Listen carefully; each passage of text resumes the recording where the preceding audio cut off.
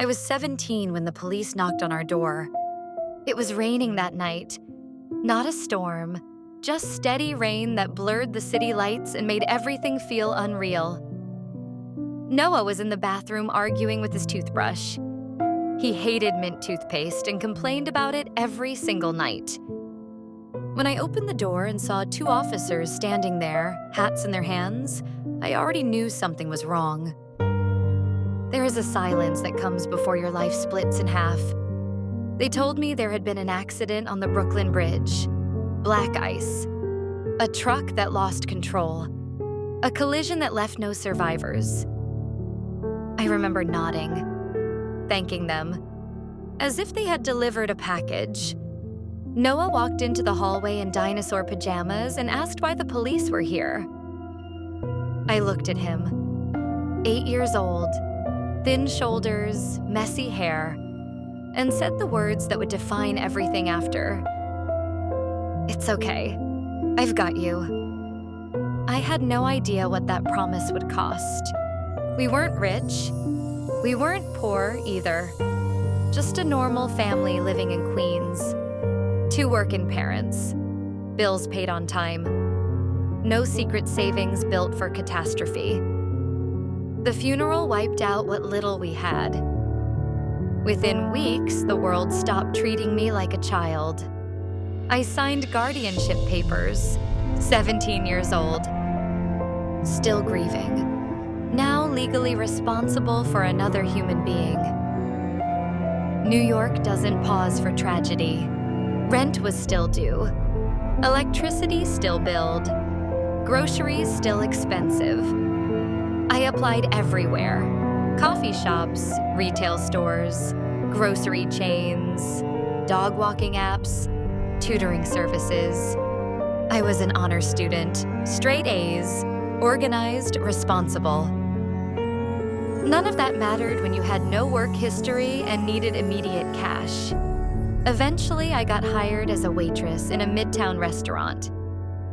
The manager told me, "Don't be late. Customers tip based on mood."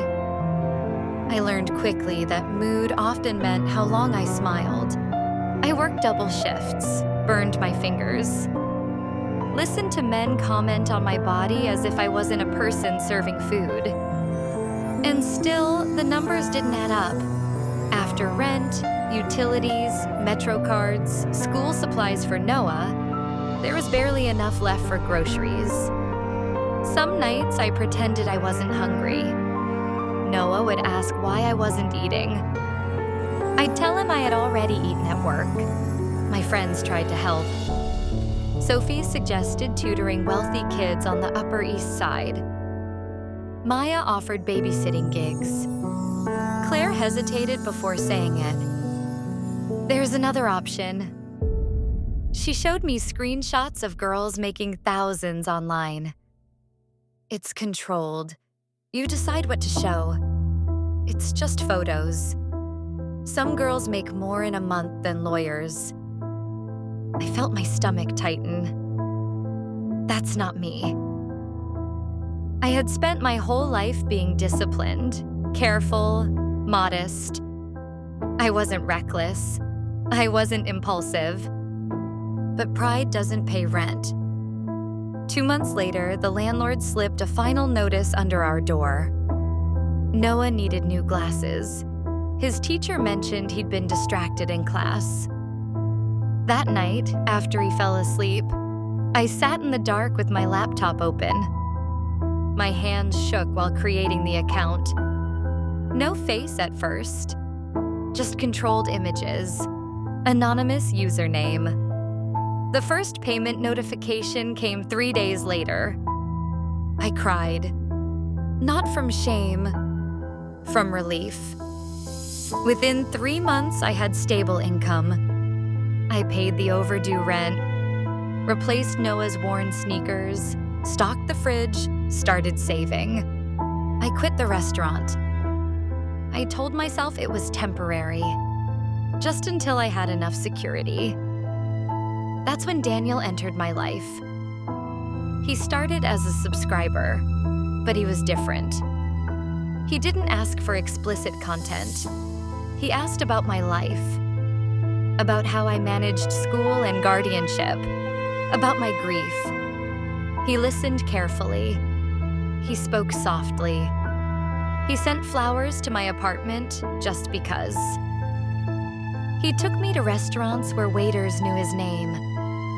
He gave me a necklace that cost more than 3 months of my old salary. He told me I deserve protection. When you've been strong for too long, protection sounds like heaven. He was 15 years older, successful, confident, stable. My friends said I was lucky.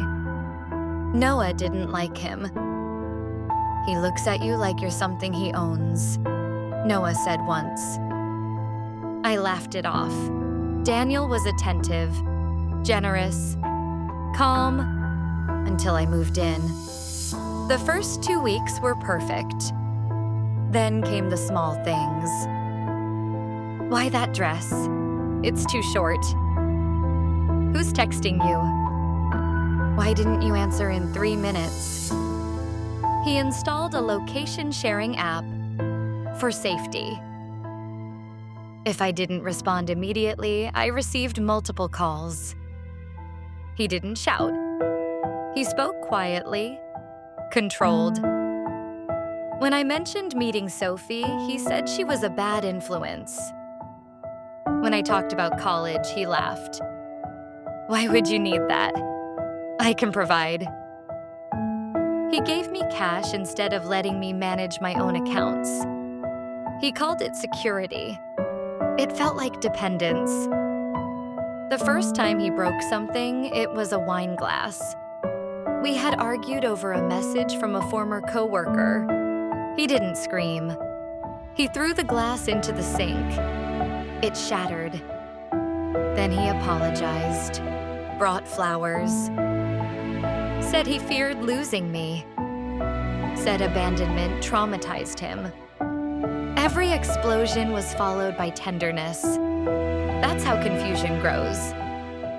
He became jealous of Noah. Why does he interrupt us? He's 9. Daniel grabbed his arm once. Not enough to bruise, but enough for Noah to lock his bedroom door that night. Children understand tension before adults admit it. The turning point came quietly. Daniel insisted we move to Chicago. It's arranged, he said. I've already spoken to someone about a place. Not we. He had arranged it. When I hesitated, his face changed. Not angry, cold. Have you forgotten who saved you from that miserable life? He asked. Saved. That word cut deeper than shouting. I wasn't rescued. I had survived. That same night, Noah woke me at 2 a.m. He had recorded a call Daniel made while thinking we were asleep. Daniel's voice was different. She trusts me completely, he told someone. I'll isolate her first. She won't have anyone. She's useful. I don't love her. Don't be ridiculous. Useful. Not loved, managed, controlled. In that moment, every small incident aligned like a pattern I had refused to see. The checking, the isolation, the cash control, the broken glass, the forced move. I didn't confront him. Predators thrive on confrontation.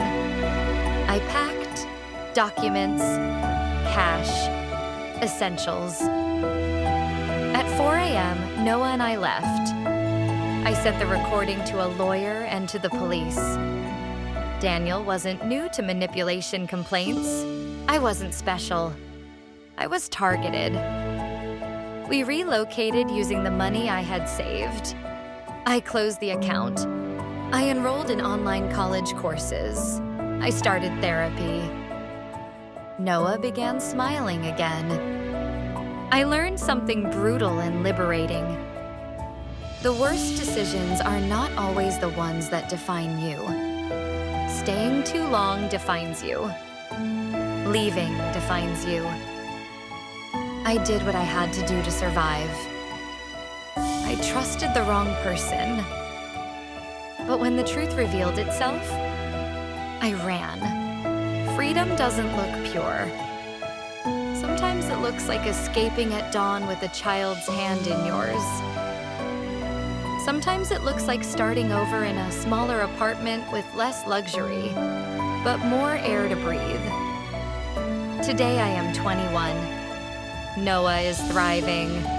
We are not wealthy, but we are safe. And safety feels like wealth when you've almost lost it. If you are carrying something heavy, a secret, a relationship that feels wrong, a voice inside you that whispers, "This isn't love," listen to it. Because freedom begins the moment you believe yourself. And the night I chose to leave was the night I chose to live.